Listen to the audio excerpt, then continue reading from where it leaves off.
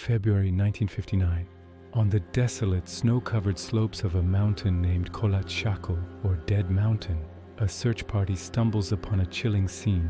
A single tent, battered by the Arctic wind, is all that remains of 9 missing hikers. But something is terribly wrong. The tent is sliced open, not from the outside, but from within. A trail of footprints leads away from the relative safety of the shelter, straight into the unforgiving Siberian night. Some of these prints were made by bare feet. What could possibly drive experienced hikers to cut their way out of their own tent and flee into temperatures of minus 30 degrees Celsius, unprepared and underdressed? This is the beginning of the Dyatlov Pass incident, a mystery that has baffled investigators and haunted the public for over 60 years. The 9 people who vanished on that mountain were not amateurs. They were led by Igor Dyatlov, a 23-year-old radio engineering student and a seasoned outdoorsman. His group was made up of fellow students and graduates from the Ural Polytechnical Institute, all of them grade 2 hikers with ski touring certification, just one step away from the highest rank of Master of Sports. They were fit, smart, and knew exactly what they were doing in the brutal wilderness of the northern Urals. Their goal was to reach Mount Torton, a challenging trek that would earn them their grade 3 certification. Thanks to the journals and cameras recovered from the abandoned tent, we can piece together their final days. The photographs show a group of happy, healthy young people, full of life and adventure. They're seen smiling, laughing, building snow shelters, and documenting their journey. The final diary entries describe good spirits and normal progress, despite worsening weather conditions. On February 1st, they set up their last camp on the slope of Kholat Shakhl, a decision that has puzzled experts ever since. Standard procedure would be to camp in the forest line below for shelter, not on an exposed mountainside. Their last photo, a strange, blurry image taken from inside the tent, seems to capture a bright, indistinct shape. Hours later, they would all be dead. The initial discovery of the tent was just the start of the horror. Following the footprints, the search party found the first 2 bodies about a mile away, down by a large cedar tree at the edge of the forest.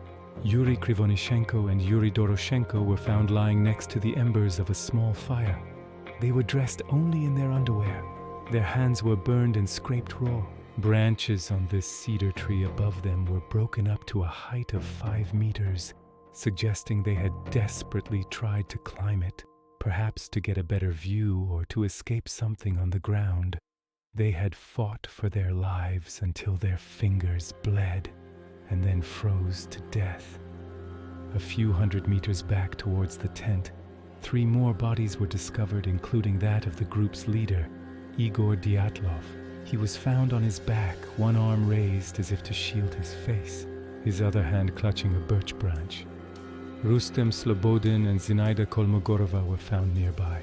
The positioning of their bodies suggested they were making a desperate, crawling attempt to get back to the shelter they had so mysteriously fled. They seemed to have died in heroic poses, fighting against the elements.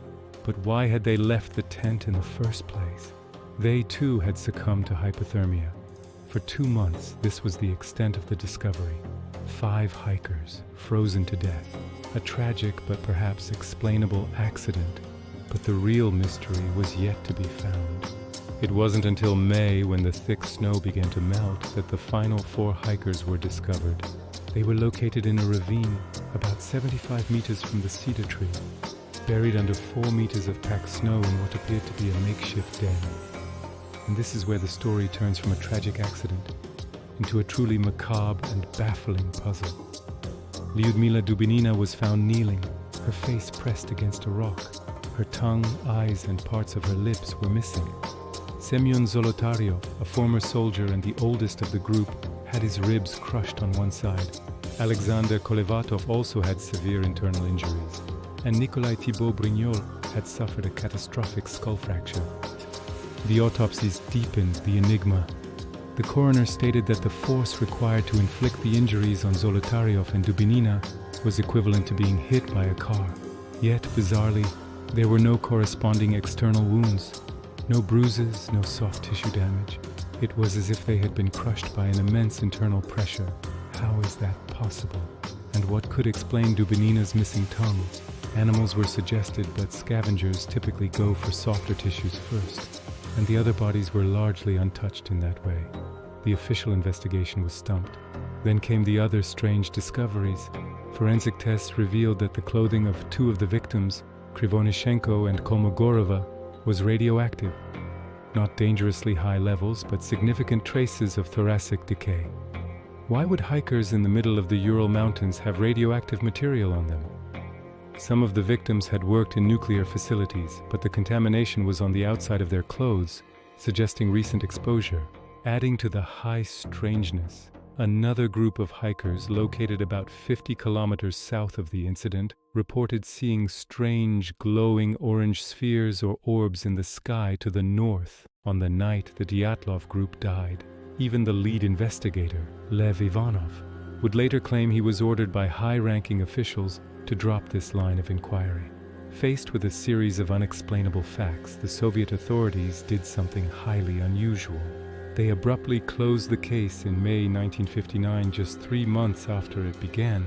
Their official conclusion was that the hikers had died as a result of an unknown, compelling force. This vague and mysterious verdict only fueled speculation, creating a modern legend that has spawned countless theories over the decades. The files were classified, and the area around the pass was closed to the public for 3 years. The cover-up, it seemed, was on. So what really happened on Dead Mountain? Let's look at the theories. One of the earliest involved the local Mansi people, indigenous hunters of the region. Could the hikers have trespassed on sacred ground and been attacked? This was quickly dismissed. The injuries were not consistent with a human attack. There were no other footprints found, and the Mansi people were known to be peaceful and even assisted in the search. Others have pointed to the supernatural, suggesting a Yeti or a Russian mink attacked the group, causing them to panic. But again, no animal tracks were ever found. A more scientific theory proposes infrasound.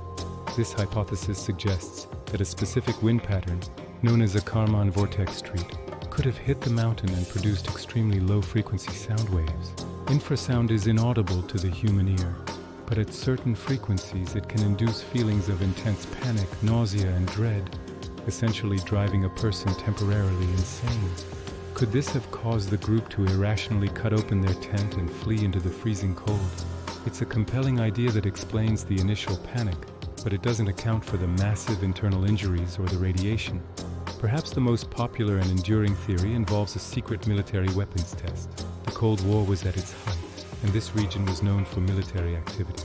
Did the hikers accidentally witness a test of a new weapon, like a parachute mine or a concussion bomb, that went horribly wrong? This could explain the bright lights in the sky, the concussive injuries without external trauma, the radiation, and the subsequent government cover-up. It seems to tick all the boxes, but no definitive proof or declassified documents have ever emerged to support it. For decades, the mystery remained frozen in time. But in 2019, at the request of the victims' families, Russian authorities reopened the case. And in 2021, a new scientific study offered what many believe is the most plausible explanation to date. Researchers from Switzerland used advanced computer modeling, including animation technology from the Disney movie Frozen, to simulate the conditions on the mountain. They concluded that a rare and specific type of delayed slab avalanche was the most likely culprit. Here's how it works. The hikers cut into the snowpack to set up their tent, weakening the slab above them.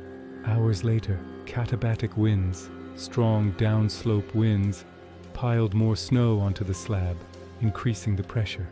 Finally, the slab fractured and slid down onto the tent.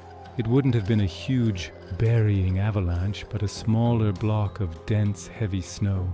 This moving slab would have been enough to cause the crushing internal injuries without leaving external marks, and it would certainly have been enough to cause panic and force the group to cut their way out.